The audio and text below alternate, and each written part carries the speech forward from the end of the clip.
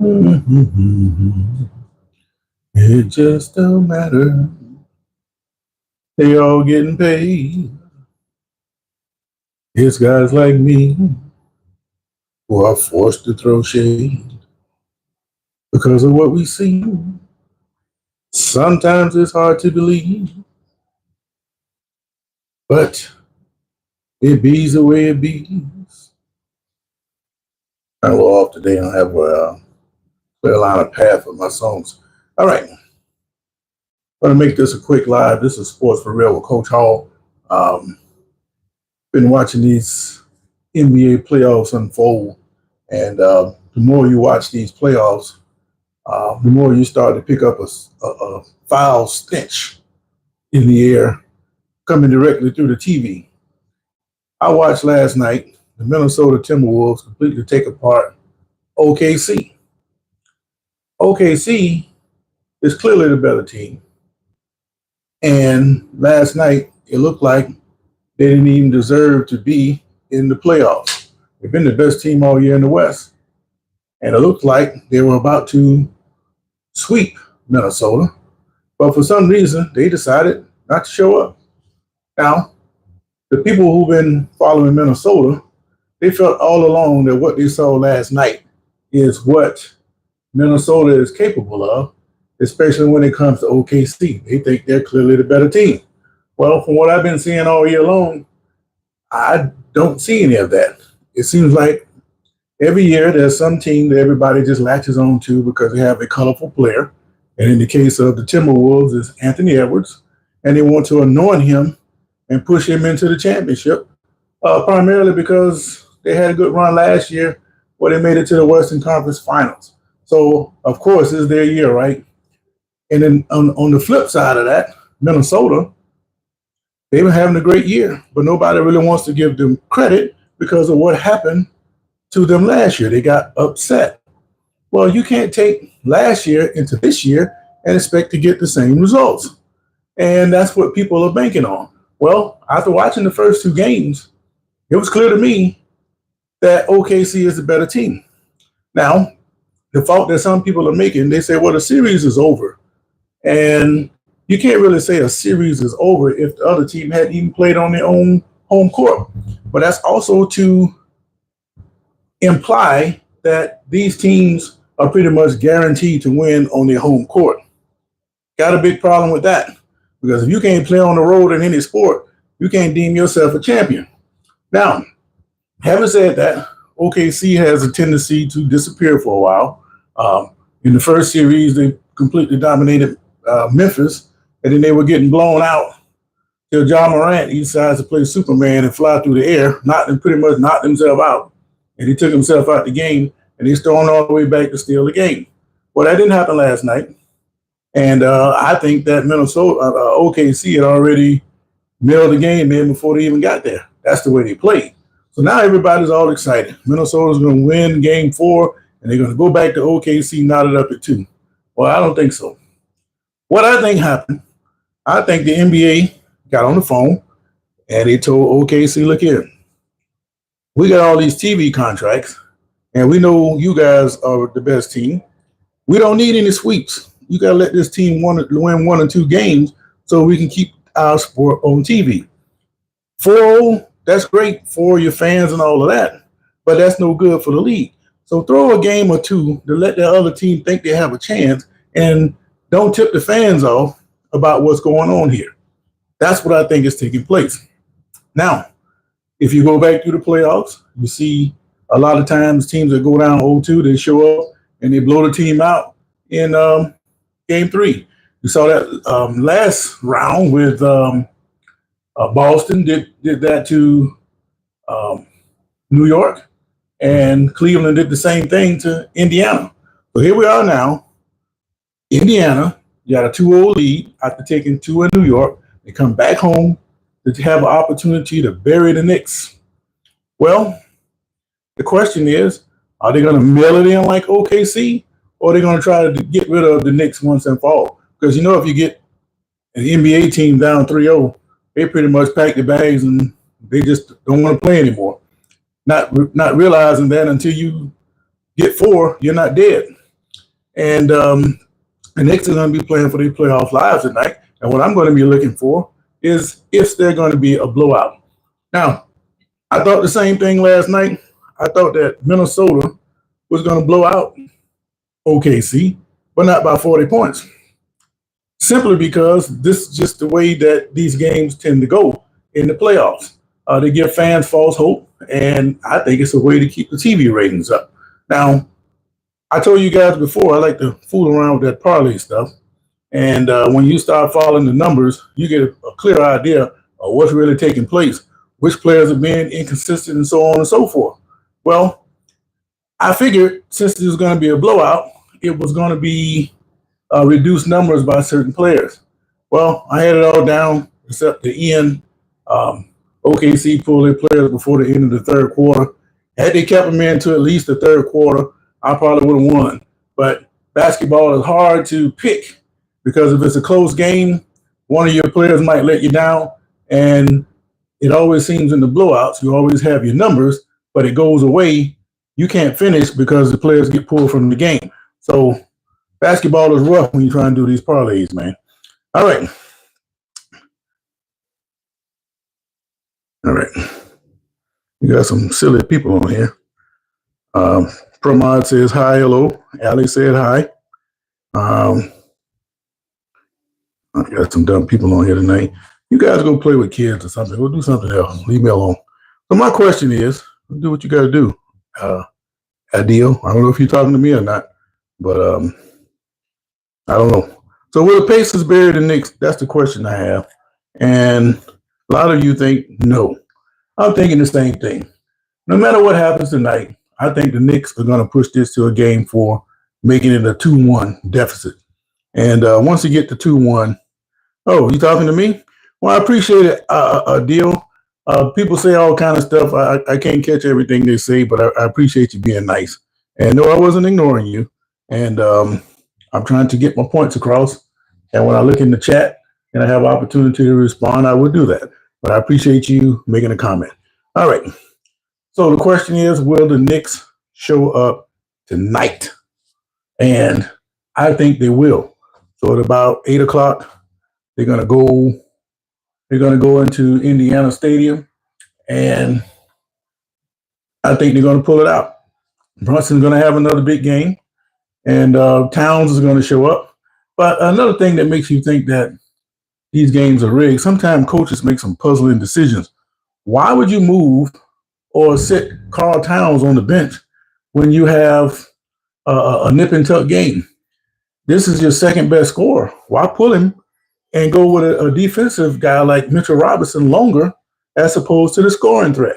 Now, Robinson, he's not a scoring threat. He's the guy that's going to get you some offensive rebounds, and if he scores at all, it's going to be on a putback or maybe a free throw or two.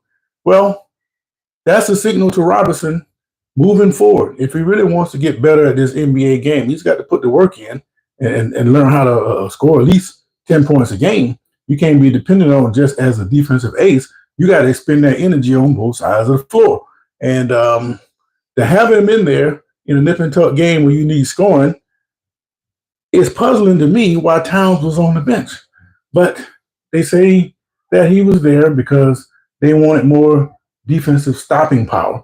Well, it didn't do them any good because they trailed most of the fourth quarter. And Indiana didn't let them get close enough that it mattered in the last minute. So, again, I don't know what these coaches be thinking a lot. But I think tonight Towns is going to bounce back, and he's going to have at least 20 points. And Brunson is going to have another big night. You know, they used to let him score and try to stop everybody else. And but if the Knicks truly going to do anything, they got to get some help from Josh Hart. Hart, he hadn't done very much, especially last game. He didn't do very much at all. He scored like 5 points, and he didn't get that many rebounds. And then he's in foul trouble. He sat on the bench an awful lot. So, again, you wonder the mindset behind some of the things these coaches do. I say if you got 6 fouls and he's going to sit on the bench most of the game anyway, and might as well let him play. But if he's got 5 fouls and it's nip and tuck with like 7 minutes left, pull him out for a couple of minutes, then stick him back in there down the stretch. Just don't let the game get away from you. So pay attention to how these coaches manage these games. But I think this game is pretty much already written. That the Knicks being down 2-0, they're going to come in there tonight and they're going to beat Indiana. And it wouldn't surprise me at all if they blow them out just like Minnesota did last night. And it opens up the question, is the NBA fixed? Now, the NBA, do they really care if people think that these games are rigged? No, because it gets people talking about their particular league. And as long as they're talking and relevant, people are going to be watching the games. And I think that's going to be the case tonight. But still, after watching OKC tank last night, they didn't have any effort, and they just didn't look like they belonged in the playoffs at all. And they come in there and they get blown out like that. That's kind of insulting. Make you want to just don't even watch it no more. A lot of people have been turned off by these sports. At least try to make it more authentic than it looks. But that's just my take on the situation. Do I really think the league is fixed? If it is, some players not going to play along with it. They may not ever get into a position where they have a chance to win the championship again. So I'm not, just because the league say throw it, I'm not going to throw it. Hey, commissioner, I shot the ball and it went in. I mean, what you want me to do? That's my job, right? What can the commissioner say? You going to kick him out of the league for something like that? No. So if it is fixed, you're never going to convince all the players. Some guys are going to go against it no matter what. And I would do the same thing. But I still like to see more consistency in these playoffs. And speaking of that, it kind of reminds you of what Aaron Gordon said last week when they lost Game 7. He trying to play out there on one leg, and you have to tip your cap to him for that. But one of the things he said after the game in the post game, he said that the NBA should stretch the playoffs out, have more rest between games, and that will create better competition and have fewer blowouts. Well, under the model, the way that they do it now, they'll be playing NBA games all the way into August with that mindset.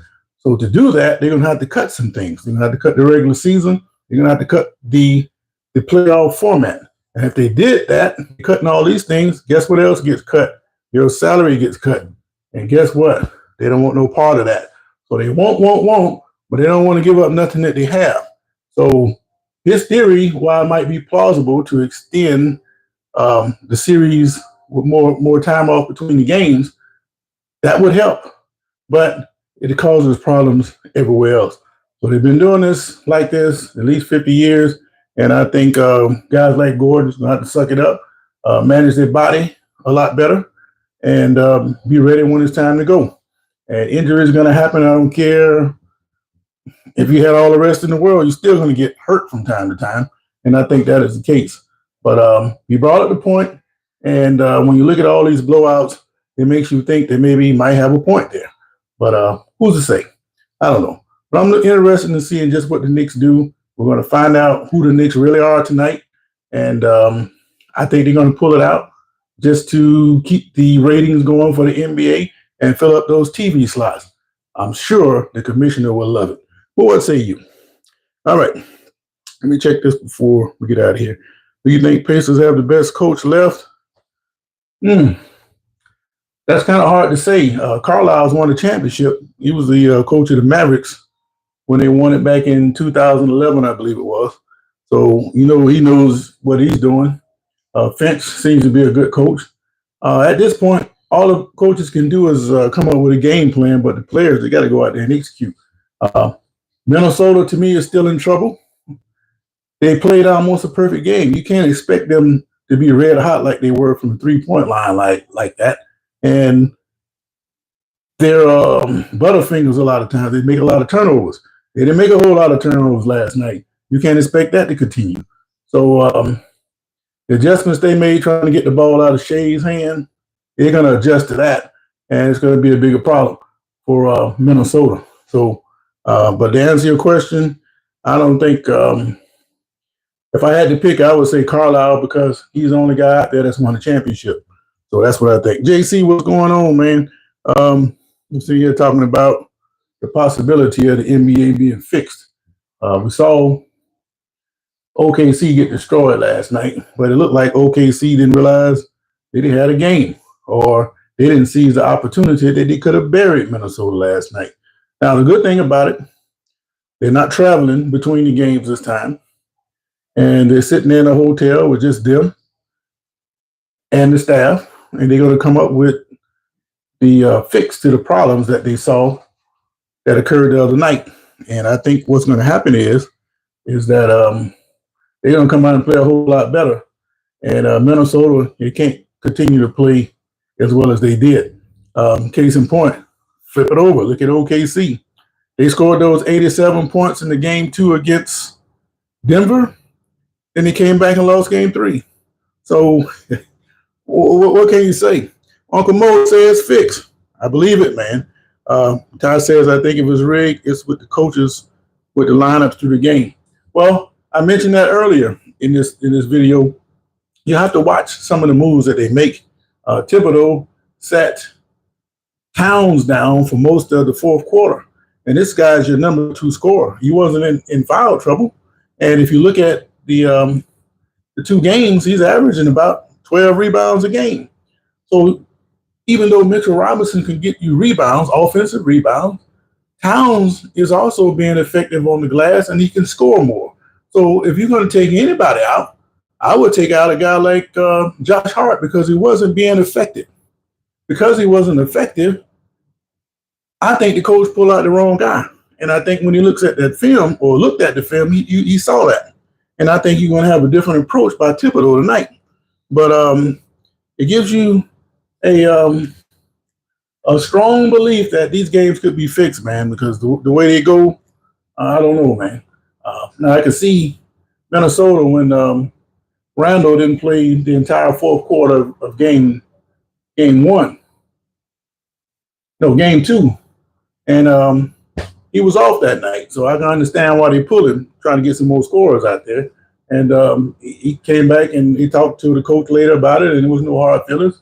He took it like a pro. But some of these guys, they don't take it very well. I gave you guys an example a couple weeks ago. I got a baseball team. I've been struggling all year. And we finally got to the point where we're in the elimination phase of the season, the district tournament. We're up by 3 runs with the top of the 7. All we need is 3 outs, man, and when we advance, got a chance to make the playoffs, as tough as the season has been. Well, I don't have any great talent, so I try to put together a lineup as the season progressed. When I finally hit on a lineup, one guy, I use his position as a designated hitter. In other words, he played in the field, but he didn't hit. But once he found that out, his attitude continually got worse. So by the time we got to the top of the 7th, needing only 3 outs, the teammates had to pretty much carry him on the field because he didn't get a chance to hit.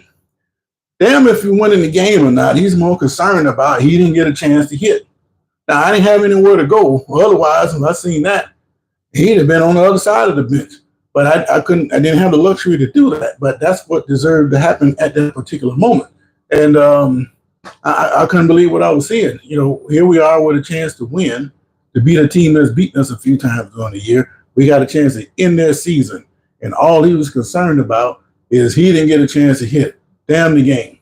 And this is the same kind of attitude that I see in the NBA. These guys are just like that. They're just an older version of it, and they're making millions of dollars. So it's kind of strange to me. But, again, will the Pacers bury the Knicks tonight? Most of you are saying no. Like I said, I agree. I think it's going to be a good game. I hope it's not a blowout. If the NBA wants to fix games for ratings, then they need to make sure that make it look like it's a competitive game instead of having one team just lay all the way down like OKC did last night. We all know they're a better team than that. And they're probably going to come on out and win game 4 tomorrow night. But it didn't look good for them. And got a lot of people thinking. But maybe that's also the point because, they got the gambling going on and that kind of stuff. Throw more money Minnesota's way instead of all OKC. So maybe it's not a bad look for the NBA. What are we doing now? We're talking about the NBA. So as long as we're doing that, they haven't lost anything. But I still think it was strange. It didn't pass the smell test with me. And if Minnesota come out tomorrow night and blow them out again, then that may change my line of thinking. But the way it's going, I don't think so, man. I'm kind of with Uncle Mo. These things are fixed. All right. Adil Muhammad, I have no idea how to set the moderator. Not on the computer. If I was on the computer, I can see more controls, but I don't think I have the controls to do that right now. But I appreciate your willingness to be a moderator. I appreciate that. But anyway, didn't want to come on and talk long. But I do think, I've thought for a long time that the NBA do things that don't make sense. You can never convince me how a team can be nip and tuck with somebody for 6 games. You win 3, I win 3, and then when Game 7 come for all the marbles, one team get beat by 30 points.